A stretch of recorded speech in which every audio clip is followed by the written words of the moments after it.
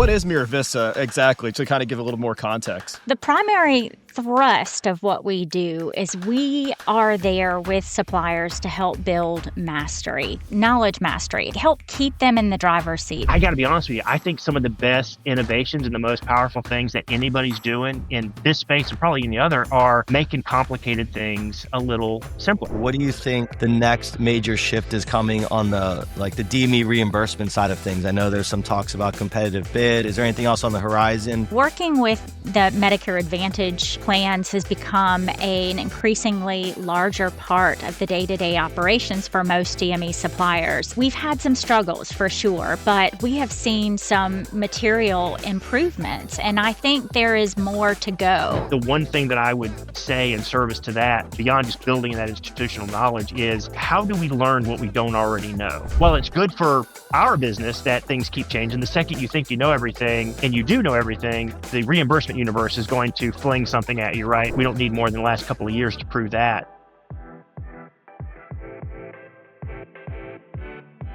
We got the Starks with us today. How's it going, guys? Welcome to the show. Hey, it's going great. Awesome. Thank you for having us. Always a good time to hang out with friends. Absolutely. Pumped to have you on. Awesome. Yeah, I would say it's not every day that we get a husband and wife team who kind of, works together, not only just in DME, but also just works together, and you kind of build a business around this whole thing. How did everything kind of begin with you guys, and kind of give us a little backstory about who you are in case anyone who's listening doesn't know? So can I tell the story? I'll start, and you jump in and tell me where we'll see how good you guys really work together with the. That's right. I'll reserve amendment rights. Yeah. This is kind of like how Wayne and I are when we do this. That's exactly right. Yeah, it's any good partnership, marriage included, is, hey, you mind if I go first, and then you can tell me all the places I'm wrong, publicly. So it kind of, that's actually probably a pretty good place the way we started. Andrea, right out of college, her degree was in Spanish, and she knew she didn't want to teach. So she got a job working for Palmetto, and she would deal with their Hispanic beneficiary population. And I'm a CPA, so I had started my own practice. And we have a baby coming along, and Andrea decides, I think I want to do something a little bit different that'll let me work from home. But because she had been an ombudsman, she spoke at the South Carolina Association, and it was at Myrtle Beach, and it's months before we're going to have our first daughter. And I'm sitting in the back of the room, loosely paying attention as I want to do. And they had asked her to come. They hadn't found a Medicare ombudsman replacement, so they could come do the Medicare update. Just, we'd love to have you. And we made a vacation out of it. And as I'm sitting back there, she's telling this audience of, 150 people, suppliers, things they don't want to hear. It's not great news. It rarely is, right? It's cuts or something's going to get more complicated. But she it was a dialogue between her and the room. And so on the way back from Myrtle Beach, I was like, I think I figured out your solution to how to balance your career with, this next chapter of our life. And so in April of 2003, both our daughter and MiraVista were born. And so everything since then has been an evolution. If that's, as we got into it the way everybody gets into it, almost by proximity, your circumstance, you're around some people that you find interesting, and then you evolve as you go.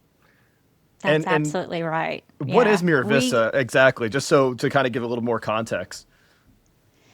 So the primary thrust of what we do is we are there with suppliers to help build mastery, knowledge mastery, help keep them in the driver's seat, help them see the angles for, various changes that are coming downstream, and how do you position your company to successfully adapt, because our industry is constantly adapting and reimbursement regulations are constantly changing. So we're scanning the horizon. We get the luxury of being able to really focus in on what's coming down the pike. We get to work with some amazing suppliers and companies that are blazing the trails, that are actually living this life.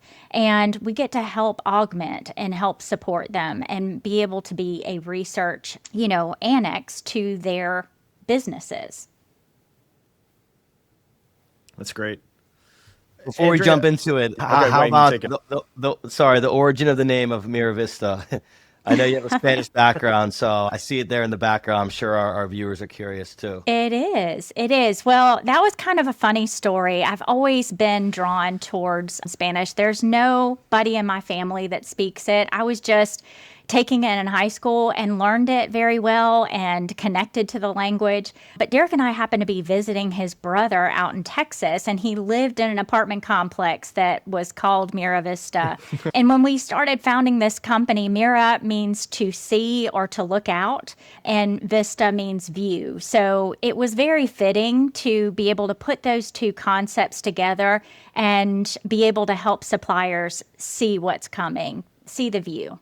I love that. Origins. I knew there was had to be something behind it. Yeah, humble origins. Well, and Andrea, your time at Medicare definitely gives you kind of an insider lens and a unique view a lot of providers don't necessarily have. What are some like common misconceptions that DME suppliers have about how Medicare actually works, or anything behind the scenes or assumptions they may have, just out of curiosity? Well, I think, a lot of people assume that the Medicare reps are going to be more knowledgeable about policy, more knowledgeable about equipment, functions, and they know everything that your business knows. But what I can tell you is that I came and worked with Medicare not knowing the first thing about medical equipment. That's something we kind of learned on the job. You basically start to get acclimated to HCPCS codes and your piece of the business. But that was something that I was always drawn to in the early days, is really trying to learn more, trying to better understand when the patient is calling and asking about their nebulizer and needing supplies. I didn't know what a nebulizer was. And I really didn't have tangible experience until my youngest daughter was about a year old and, constantly getting sick, and only to find out that she just needed tubes in her ears. But for the meantime, we were going through antibiotics and needing to give her nebulizer treatments, which was not fun with a 1-year-old. But you connect to the material over time.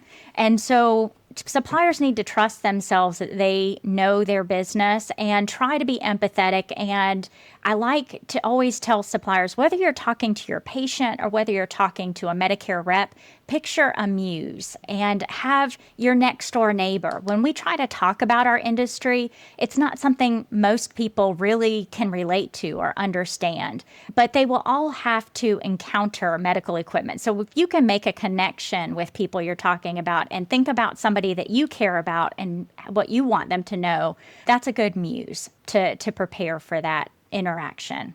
We used to use MedTrade as almost a training ground. Like, we would hire new people, and then when they did it twice a year, and we would go around and to booths and we would say, this is what a CPAP looks like. It's not just a number on a computer screen. It's not just a spreadsheet. And, that's something that if you are a supplier, you deal in those every day. And so that's like obvious. Well, of course that's what it is, but I don't know. I wonder sometimes, do we stop and go, but this is what it does for that person? It's my grandmother couldn't breathe if she didn't have her concentrator, kind of deal. And so it's not just what's going on beyond spreadsheets and the billing and the reimbursement. It's that if you stop, to think, I think that's one of the things that I don't want to say, but your question was, do something that people, misunderstand or, but I think the reality is that's something that the longer you're in it, you have to remember. You have to have something in your day that's like, what we're doing here is, at the end of the day, it's so people can breathe if you're in respiratory, or so people can move around, and are not get bed sores. And so I think it's not, I don't think our suppliers forget, but I think it's one of those things that when you think about like the Medicare program, I wonder if you're removed 1 degree of separation from it and you're not actually interacting with those people, I don't know that they always appreciate it. And look, their incentives are different. So,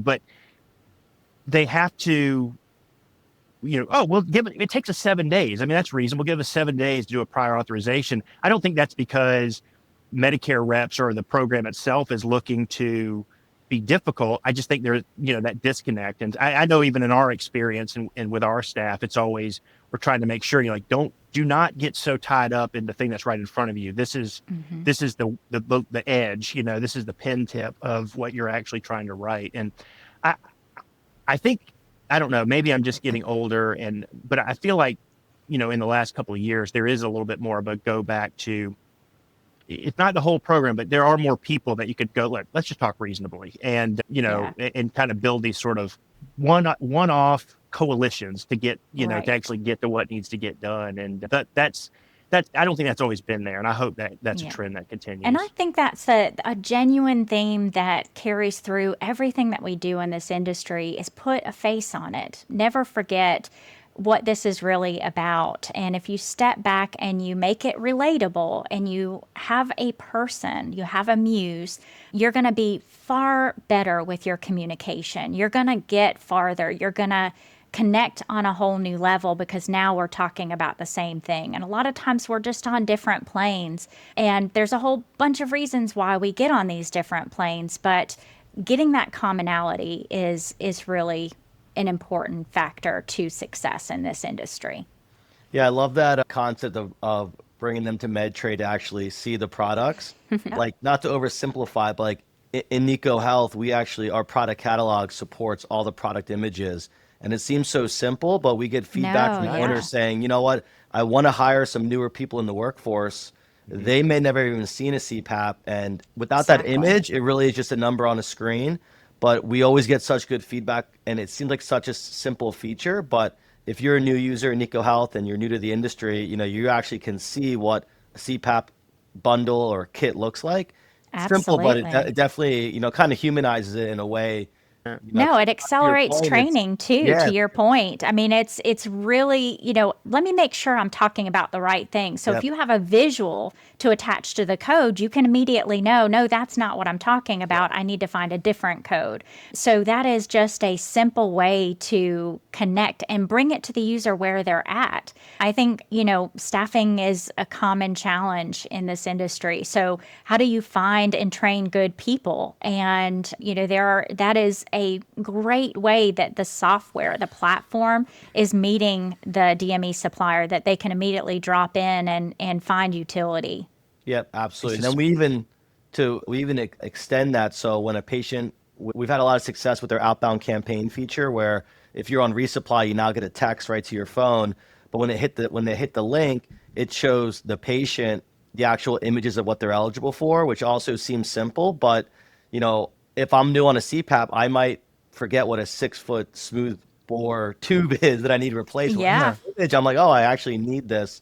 And it just creates a very humanizing experience for both parties. So Yeah, and I think that's a that's great. credible thing because a lot of times we do get detached from our patients, especially when you're dealing with resupply because you're not seeing them physically in the Yep. office. You're not giving them tangible products. So being able to give that illustration, that imagery, they're like, oh, yeah, I know exactly what this is. This is legit. But if you bombard them with codes and things that matter to your business, but not necessarily to the customer that you serve, you can be missing some incredible value there. It's a disconnect. So, yeah, that is Absolutely. incredible. Go facts ahead, Derek. though, that, you're talking about having images and not remembering, I've always thought that that's something that DME suppliers suffer from a little bit, right? Because if you have a name like medical equipment, where something that's Yeah. nondescript, it's not Google or something like that. It's It's not or here we MiraVista or have Nico Health. It's Palmettos. Yeah, Nico medical Health's a good one. You supply, can't help it. Premier Medical Um, Supplies, or something that, a lot of them have similar names. So, Hmm. yeah, but I think your point though of tying it back, it's yeah. because we deal in this every day. We assume the supplier or even the patient. I mean, think about we are just getting into a stage where like our parents and some of our friends are becoming more consumers of healthcare. Luckily, Hmm. knock on wood, up until now, I haven't really been much of a consumer of healthcare, and so I'm starting to appreciate that. You get this under duress usually. You're being discharged from the hospital or some sort of, and then 6 months later, you get a letter that says, hey, your E1390, it's a whole page worth of words and I don't understand. Yep. I don't even know what E1390 is, but if you show me a picture and Yep. go, oh, you mean the mask for my yes, click. So you said simple a couple times, Wayne, and I got to be honest with you. I think some of the best innovations and the most powerful things that anybody's doing in this space and probably in the other are making complicated things a little simple. More Everything's intuitive. complicated. Everything Yes. wants to get more complicated. So I think when you can say it's simple, it almost always lends itself to, but it'll probably matter if you simplify it. Yeah, That's right. disruption through simplification There you is go. what I always Yeah. say we're working on over here. Yeah. It's not a simple industry. There's so many steps and red tape, and there's a lot to it. So anything we can do to make the process easier is a win. Can I ask I'm you a curious, question? you guys. Yeah, Derek, go ahead, you go Derek. first. Well, I'm gonna ask both of you guys. I mean, what is the challenge right now that you guys are seeing that you're like, we got to figure out a way to make this simpler? Like, is there one that just sort of gnaws at you that you're? I would say prior auth, but we got some exciting news that I think it was United Healthcare. I don't know how it's actually going to pan out, but I think it's a step in the right direction. Pretty much every provider struggles with it, and there's not a great way to do it digitally. It's just at the end of the day, it's manpower one way or the other. So that's, hopefully something that'll be loosening up like they did with the CMN. So I'm excited about that personally. But, generally speaking, a lot of providers I talk to, and it's a ton, a lot of them are just and if we go back to that concept of hiring new people, they're using 5 or 6 different solutions to get the job done. So if you hire a new person and you sit them down and say, okay, this is your job, it's hard to keep them if you say, okay, you need to log in here to fax, you need to log in here to verify benefits, you need to log in here to drop ship, then you need to log in here to bill. And it's just a common theme. Even if you're using some market leading software, a lot of people still have fragmented processes, which, the margins are thin. You're not going to get paid more from the insurance probably ever. So you need to figure out how to consolidate and then have a repeatable process. So that's conversations that I have literally every day.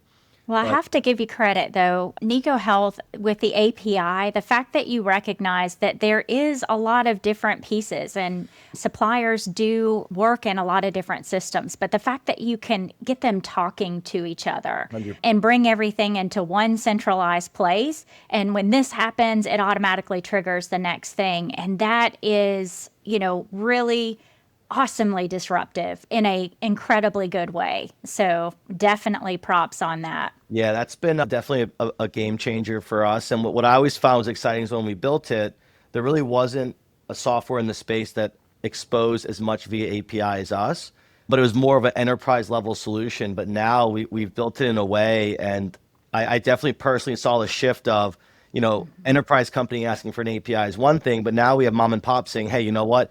Can I get your API package? And so it's been super cool to see, like, even a 5-person company being able to use these powerful tools to, they could maybe stay a 5-person company and have a lot more output. But yeah, the second you have to manually key something in because there's not one software that will do it all. Nobody can claim that. But if they can talk to each other and you remove one person typing in something over here, over there, it sounds simple, but it happens a lot. So the API definitely, it is something I talk about every day with people, actually, DME providers, big, small, in between. Absolutely. It's the wave of the future, especially with AI. These integrations are going to become increasingly just part of day-to-day business. So you are well positioned to be able to help DMEs take advantage of, the next opportunity, the next chapter. Yeah, I think AI has come up on every episode so far. So yeah, we've had folks from AI companies on. And I guess that leads to a good question. If you guys have any thoughts or general opinions on AI, or some people were scared, do you have any general opinions on it, or have you seen any success stories so far by providers leveraging it? I actually do have a client that built her own AI, application to be able to do text messaging and have patients execute paperwork, send them a link, message them, are you ready to order your resupply? They're operating in the diabetic supply space and working with a lot of pediatric patients. So they're messaging the mom. The mom's the one making, all of the updates. So they have a system that keeps the mom's telephone number in their system, and then the AI automatically knows when it's time to message them. It's ready for resupply, puts them to a link, and then when they get to that website, they can go ahead and pick with visual items the products that they need to refill. And then that automatically goes back into their Nico Health, actually, and creates the order and gets them queued up for a human to do the confirmation and making sure that there's been no changes in benefits and things like that. So there are some really exciting, developments. It doesn't have to be an all or nothing, but finding a small way to make your life easier, finding a way to leverage that technology so there are fewer human touch points. And you reserve those human touch points for where they really matter, where you can really engage with your customers and make that personal difference. It just frees you from some of the administrative pieces. Everybody is so heightened and sophisticated. Here's the thing that I can't wait to do. This is going to be my first AI application. We do basically a bottomless Q&A in most of our events, right? That's Andrea's superpower, is you can just rifle range questions at her. And we've got a research team, and so that's gotten more.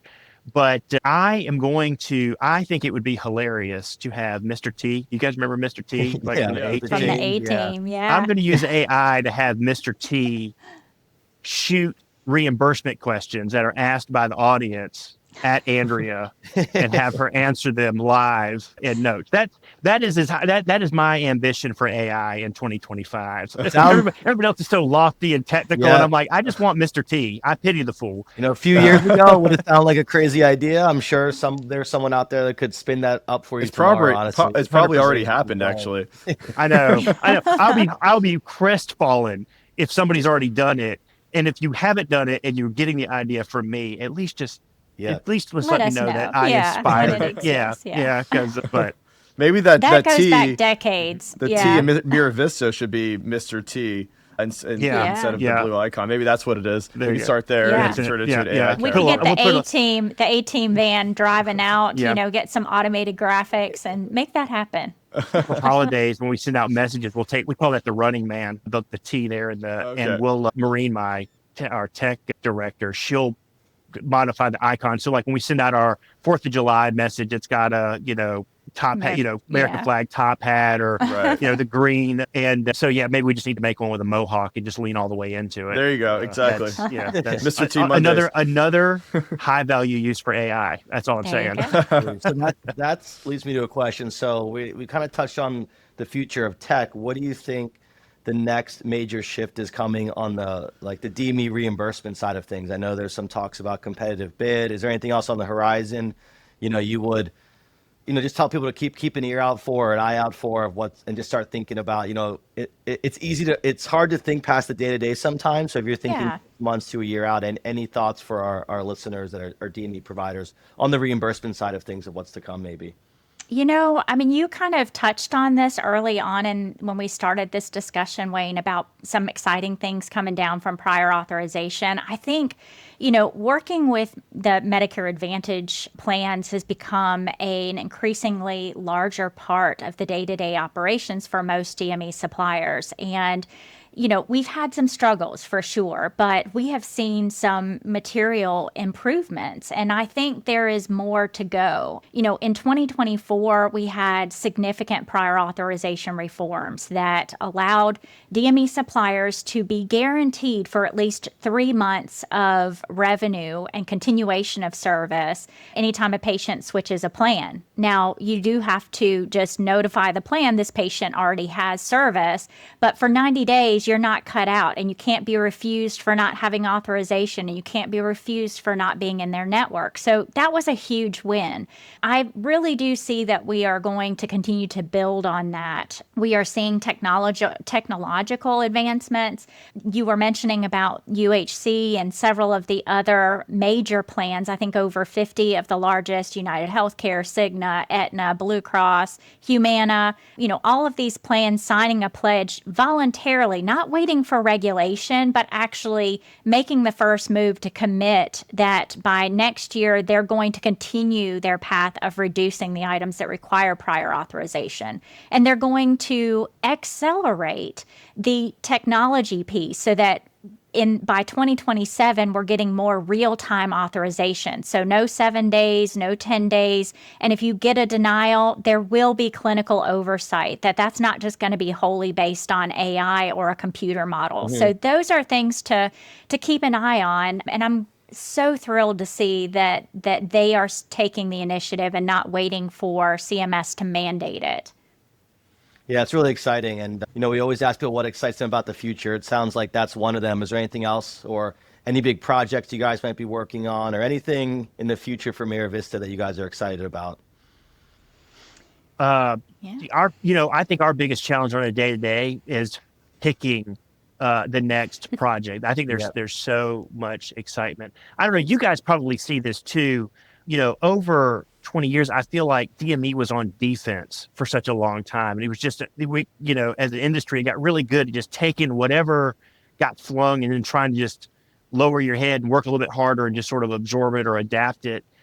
I wouldn't go so far as to say that competitive bidding had a silver lining, but I think what it did is once that kind of got done, and then in that last round, and this goes back to you made a comment about the possibility that it's coming back. That last round, if you remember, you were starting to see some newer people in this, you're starting to see some sophisticated cap tables, some investors that were accustomed to thinking about value propositions and businesses. And I think we saw that a little bit meet a little more, reasonable approach to that. They made some changes to the program, and you got bids that were probably realistic, but they weren't lower. And, and I think that was, to me, the shift that I've continued to see since then, which is more of an offense, not offensive, not trying to take whatever's mine, but I see a lot more, you mentioned mom and pops, a lot more sophistication and going, this is what we're about. We're not trying to be everything to everybody. We do it all ourselves, or we we let somebody else do it because we don't know how to bill. There's a sophistication to really, in that, and I see playing out, and I'm pretty excited about that. That opens up a lot of possibilities for us. In fact, one of the, I don't know if you guys ever have, something on your project runway or whatever that it never seems to make the pole position, but you can't let it go. And so, our audience is usually billers or owner operators with some experience, right? In other words, there's some prerequisites, I think, for a lot of what we do and the interactions that we have. And we have done a couple, but this idea of, it really centers around this question of where do good billers come from? Where do good DME operators come from? If you go back to the 90s, they spun off from pharmacies. It was an opportunity, and then they survive. But the question is, we all have people that are really good and, that we would point to and go, that's the person that if you want to know, each business has them. But as we see more of these, I think this new blood, this sort of new energy come into it, it's really been on my mind more lately, like, where do good billers come from? What makes a good operator? What makes, real success? And so we have decided, we've started work on a course that for new billers, like, how do you, and it's not just, here you go read this. It is trying to sort of structure the process where I think some of the people that we respect and sort of thinking about where they came from, they all got into it. They got their hands dirty on day one. You don't sit them down in 8 weeks and just talk to them about medical billing or show them spreadsheets.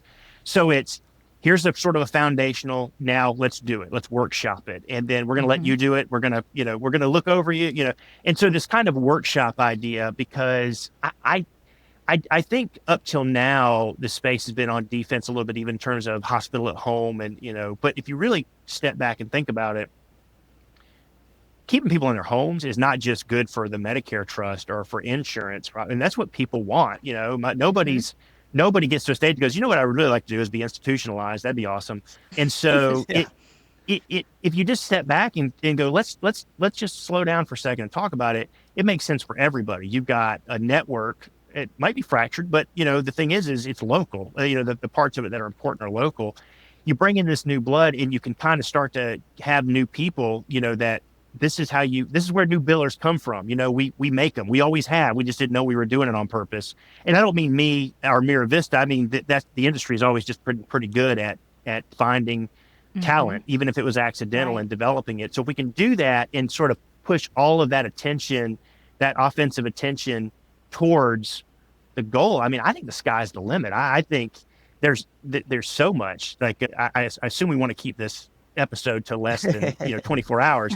So but I think that's it. I think it's you're already seeing the attention go to one place, and I think as Andrea pointed out, there's great even some of the, authority is thinking more along the lines of like what makes sense. I mean, some of the, you mentioned prior authorizations. I mean, there's been a lot of moves in the way Medicare Advantage plans can use authorizations that don't make a lot of sense, And so I think everybody's just looking at it the right way for the first time. Certainly in my career, I don't, before 2002, I'm not an expert, but so I think all that's very exciting. There's a lot of hard work ahead. I'm sure you guys would agree. I know you're in there every day too, but it's all exciting, I think.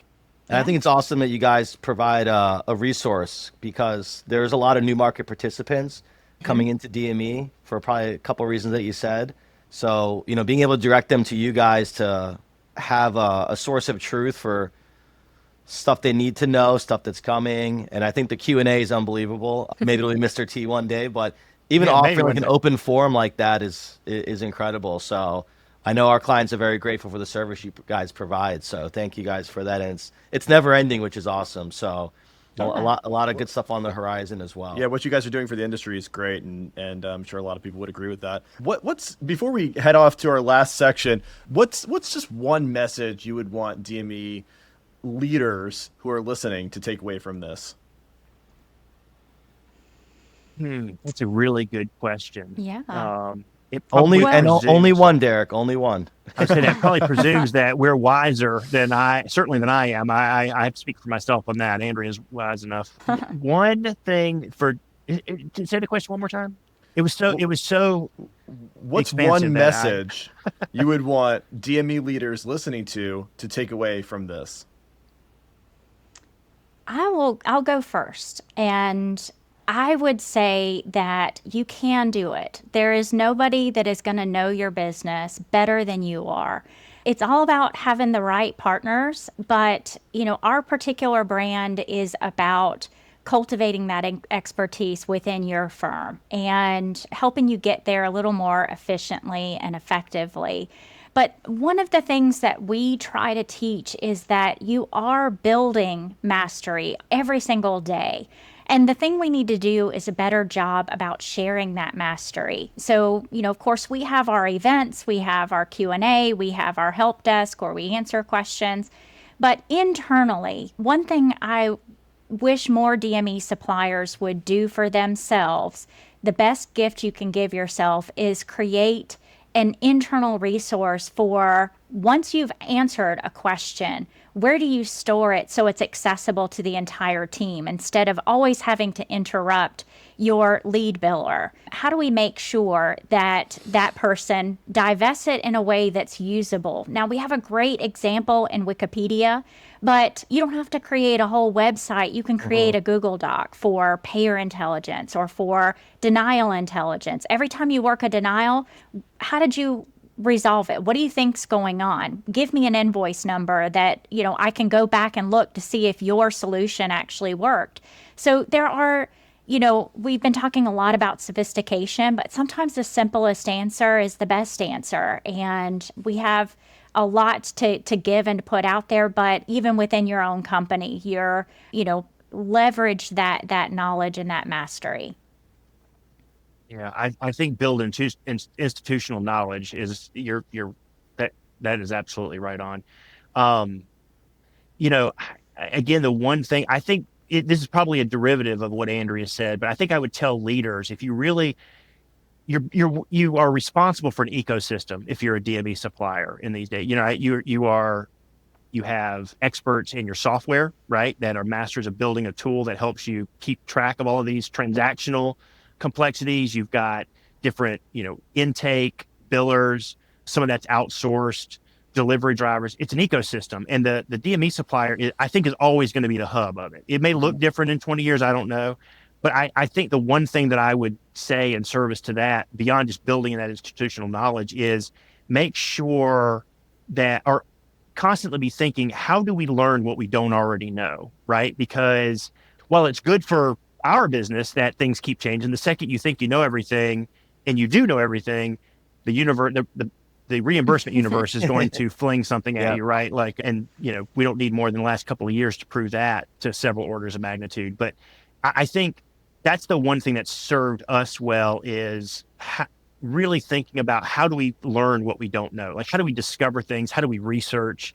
And I think if you, as a leader, build that in, then it helps internally, day-to-day operations. It helps pick of all of the opportunities, the states, the locations, the different products. How do we research? How do we learn whether that makes good sense? How do we learn what, how our customer base is changing? That's probably, it might be a little bit, I think higher and mightier. Yeah, no, like learning, and then to Andrew's point, documenting, right? There's no point in learning it and not having something. It sounds simple, but I'm sure there's stuff I probably found the answer to and then forgot it and have to go like starting at square one. Recreate the wheel. Yeah. Don't redo exactly. Yeah. I think AI or has somebody else had to too. do it and spend the same 2 hours that you did. Yep. To learn the same thing. If that, they're like, well, let's see if anybody at EcoHealth or anybody at MiraVista or Acme DME has done it. Because I don't know if you guys have been in this. Have you ever spent a whole day trying to figure something out, and the second you figure it out, the guy across the hall is like, yeah, I had the same problem. I figured that out last week. I'm like, you should have never told me that. I could have lived my whole life not knowing. The time for that was this morning, not now. Keep it to yourself. Well, now what's pretty cool is, going back to AI, is you can actually create your own custom LLM, your own custom GPT, right? So you can actually upload all this information that put into your own GPT. Now, when you have a question or someone from your team has a question that you've already answered, you can reference that information in a second, which is kind of like an interactive SOP, and in a lot of ways it's pretty helpful. But there's a lot of cool stuff that we've taken away from this. And basically what we do at the end of every episode, we always do a rapid fire. So it's going to be for both of you guys. It's a little bit different this time because usually better we at that have one than person I am. on. Well, don't panic. It's mostly fun. Only a few. Okay, rapid fire. Who's most likely to be the spreadsheet person? Oh, hands down, Derek. 100%. Who's the better? My tagline for my bio. Yeah. My tagline for my bio used to be, where everybody talks about their master's degree and all that stuff. My bio was, I spend most days trying to figure out how to get Excel to do my work for me. So yeah, that's definitely me. Hands down, he's the master. Who's the better cook? Andrea, 100%. Yeah. When it's my night to cook, we go out. That's it. Fair enough, but I love that too. I like when he's on deck. There you go. Favorite city you traveled to for work? Yeah, Washington, D.C. We just love going there, walking around. There's so many great places to eat, so many just incredible history. You can't throw a stone and not stumble across something really impactful to where we're at today. And yeah, we love D.C. It's awesome. Right on. And last one, what's one word the other person would use to describe you? You're not going to publish. Where are you going to publish this? I guess that depends on what. Everywhere. What one word the other person would use to describe? What would Andrew use to describe me? I think. Oh, don't I get to say? Oh yeah, I would definitely funny. say. I think she would say I'm funny first, and everything else comes after that. Love that. And I guess. Yeah, I think Derek might say that I don't know. A sponge, maybe, just always taking in knowledge and being able to soak it up and then being able to pull it back out in a useful way. That's a great thing to have, right? Well, probably shouldn't do it publicly. We'll meet afterwards to see how close we got and let you know if you've now created a fight in our home. We could do a second episode. We'll do a Where Are They At Now episode. That's there right. You go. Yeah. Well, thanks so much, guys, for joining. This has been a lot of fun. I'm sure our listeners are going to find a lot of information in here that maybe they didn't know before. And for anyone who might be interested in trying to reach out to you for more information, where can they find you? I would say just go to the site. It's MiraVistaLLC.com.